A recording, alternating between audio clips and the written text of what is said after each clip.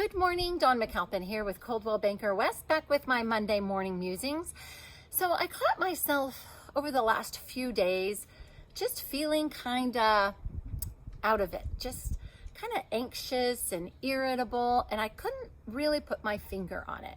And I happened across an article written by the NAR, or National Association of Realtors, go figure, about how a cluttered or messy home can cause this feeling of anxiety or just feeling a little anxious or off.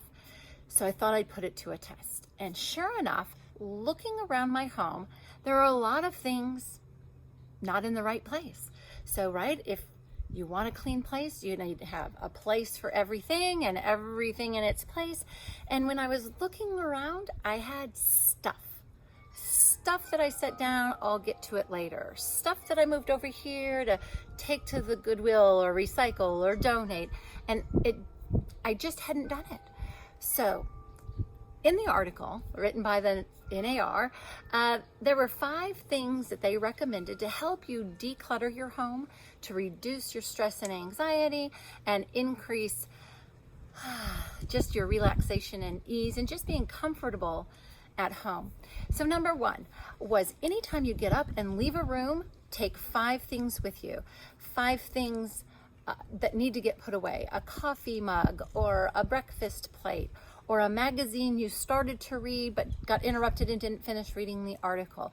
Whatever it is, tidy your desk, put pens and pencils back in the cup holder or the drawer, wherever you keep your things, right? Everything has a place, everything in its place. I can just feel it making me feel better already, just a little more relaxed. Number 2, be ruthless about your kitchen sink. And I completely 100% agree. Nothing drives me crazy more than a sink full of dirty dishes. I just don't even understand it.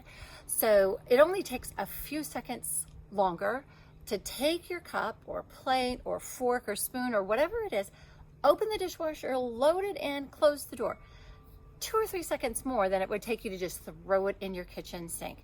And like I said, when you go to the kitchen sink and you need to rinse an apple or some grapes or wash your hands or refill the dog or cat's water dish and the sink is overflowing with dirty dishes, drives me crazy. So definitely, I'm ruthless about a kitchen sink. And that part helps, except for the teenagers and the kids home from college who don't have the same standards. We're working on that one though. Number 3 is put photos away. Now that's something I can't really identify with, but I do know when the kids were younger, I actually developed pictures. I'd take them into Costco or somewhere and get the pictures developed, and then I would put them in photo albums. Nowadays, and a lot of people that I know, we don't develop our photos anymore. We just digitally put them in albums, and then we have a nice neat book that can, be on the counter, or can be in a cupboard, can be on the coffee table. But whatever it is that you're finding, little knickknacks or loose photos, find a place for them and store them there. Take them out, look through the photo album, and put them away. I know, easier said than done.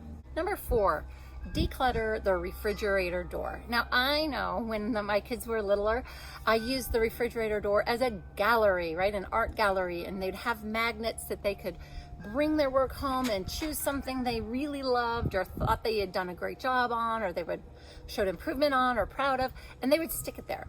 But then days and weeks would pass and we would just not see it anymore. We would be blind to it, and we would just be getting in and out of the refrigerator, and then we'd take a look and the corners were curling and the colors had faded and it just didn't look good anymore.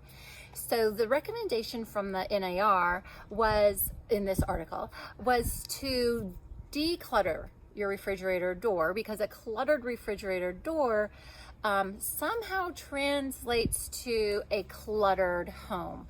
So if you've got things on every surface that you're looking at, it's just everything's busy, and then you become immune or blind to the other piles of things that are laying about your home. So that's the theory. So a decluttered refrigerator door will help lead to a decluttered home. Give that a try and let me know how it works. Number 5 is test whether you'll miss it or not. So the recommendation in this article was to get a box like those banker boxes that have the lid on it. And as you're picking up your 5 things and when you leave a room and putting them away, or if you decide you're going to clean out a hall closet this weekend or the junk drawer, as you come across things that you haven't used in a while, or like Marie Kondo says, if you don't love it, thank it for its service and then put it in that box, then put the lid on that box, tuck it in a closet or out in the garage. And if in 6 months to a year from now, you haven't used anything in that box, you haven't even gone to look for anything or take that lid off, just take that whole box and donate it. Because the theory is that if there's something that you needed, you would have gone and gotten it. And if you've lived 6 months or a year without it, you can probably live without it. And maybe the things that you don't need will be of value to another family.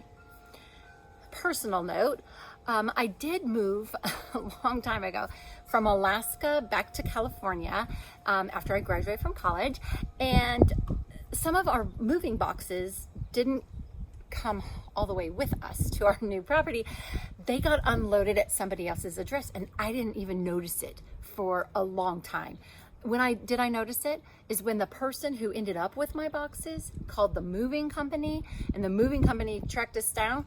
They still never called us and told us we'd lost any boxes, and they unload the truck so fast. You're supposed to go off and check that you got everything. There were just too many of them going too many ways and only one of me. So that didn't work very well. But the things that were in these boxes that this nice man returned to us a year later was scuba diving equipment and underwater movie camera, things that we hadn't used in a long while, so we hadn't missed them. And those things we ended up donating them or giving them, a lot of them, to our friends who were still diving at that time. So there you have it.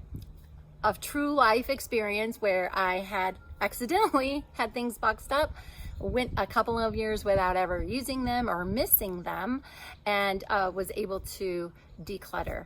It feels so good, right? When we finish cleaning a closet or the junk drawer finally gets organized. So give it a try.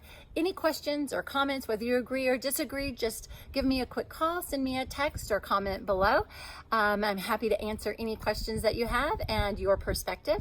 And if you do take on this challenge, let me know which of these 5 tips worked best for you, or which were just absolutely crazy. There's no way you could do them. Again, Dawn McAlpine, Coldwell Banker West. Thanks for listening, and make it a great day.